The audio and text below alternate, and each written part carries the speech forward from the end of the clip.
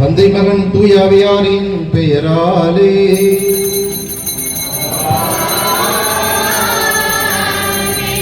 நம் தந்தையாகிய கடவுளிடமிருந்தும் ஆண்டவராய் இயேசு கிறிஸ்துவிடமிருந்தும் அருளும் அமைதியும் உங்கள் அனைவரோடும் என்றும் இருப்பதாக.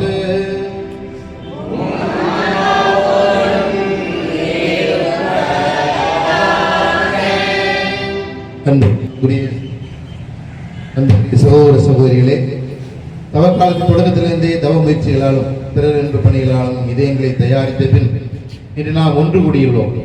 இதனால் நம் ஆண்டவருடைய பாஸ்கா மறை நிகழ்வுகளை, அதாவது ஆண்டவருடைய திருப்பாடுகளை உயிர்ப்பிக்கும் உலகளாவிய திரு அவையோடு சேர்ந்து அறிவிக்கின்றோம். இந்த பாஸ்கா மறை நிகழ்வை நிறைவேற்றவே அர்த்தம் நகரான எருசலேமுக்குள் நுழைந்தார்.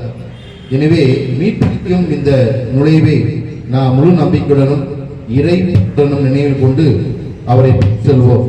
அவருடைய அருளினால் சிலுவையின் பங்கேற்கவர்களாக மாறி அவருடைய உயிர் வாழ்விலும் பங்கு பெறுவோமாக.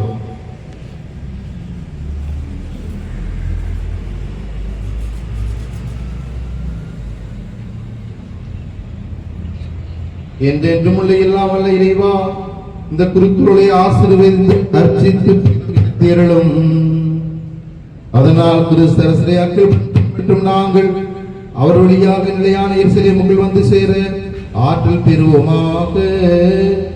என்றென்று வாழ்ந்து ஆட்சி செய்கின்ற அவர் வழியாக உம்மை மன்றாடுகின்றோம்.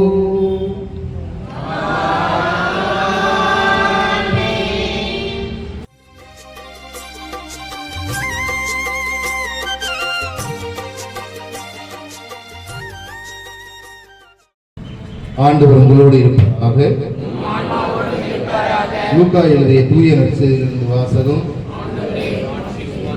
இயல் 19 இறைவாக்கியங்கள் 28 முதல் 40 வரை. அக்காலத்தில் இயேசு முன்பாக எருசலேம் புறப்பட்டு சென்றார். ஒலிவம் என வழங்கப்படும் மலை அருகிலே பெத்பகு பெத்தானியா என்ற ஊர்களை அவர் நெருங்கி வந்த பொழுது இரு சீடர்களை அனுப்பினார். அப்போது அவர்களிடம், எதிரே இருக்கும் ஊருக்குள் அதில் நுழைந்ததும் இதுவரை யாரும் அமராத ஒரு கழுதை குட்டி கட்டி வைத்திருப்பதை காண்பீர்கள். அதை அவிழ்த்து கொண்டு வாருங்கள். யாராவது உங்களிடம் ஏன் அவிழ்க்கிறீர்கள் என்று கேட்டால், இது ஆண்டவருக்கு தேவை என சொல்லுங்கள் என்றார். அனுப்பப்பட்டவர்கள் சென்று அவர் தங்களுக்கு சொன்னவாறே இருக்க கண்டார்கள். அவர்கள் அதை அவிழ்த்து கொண்டிருந்த போது கழுதையின் உரிமையாளர்கள், கழுதை ஏன் அவிழ்க்கிறீர்கள் என்று அவரிடம் கேட்டார்கள். அதற்கு அவர்கள், இது ஆண்டவருக்கு தேவை என்றார்கள். அதை இயேசுவிடம் ஓட்டி வந்தார்கள். அக்கழுதையின் மேல் தங்கள் மேலாடையை போட்டு இயேசுவை அதன் மேல் ஏற செய்தார்கள். அவர் போய் கொண்டிருந்த போது அவர்கள் தங்கள் மேலாடுகளை வழியில் விரித்துக் கொண்டே சென்றார்கள். இயேசு ஒளிமலையில் கருவியில் நெருங்கினார். அப்போது திரண்டிருந்த சீடர் அனைவரும் தாங்கள் கண்ட அனைத்து வல்லர்களுக்காகவும் ஒத்த குரலில் மகிழ்ச்சியோடு கடவுளை புகழத் தொடங்கினார்கள். ஆண்டவர் பெயரால் வருகிறவர் ஆசி பெற்றவர், விண்ணகத்தில் அமைதியும் மாட்சியும் உண்டாக என்று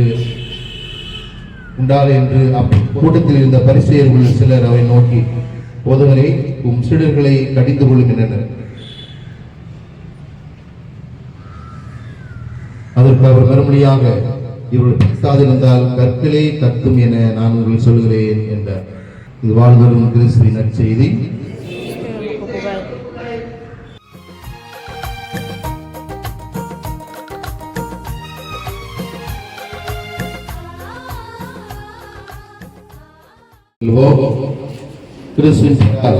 நாம் ஓசனா என்ற கீதத்தை பாடி மகிழ்வுடன் பயணம் மேற்கொள்வோம். முதலிலே சிறுவர்கள், அதன்படி பெண்கள், அடுத்த ஆண்கள், இறுதியாக குரு வருவார்கள்.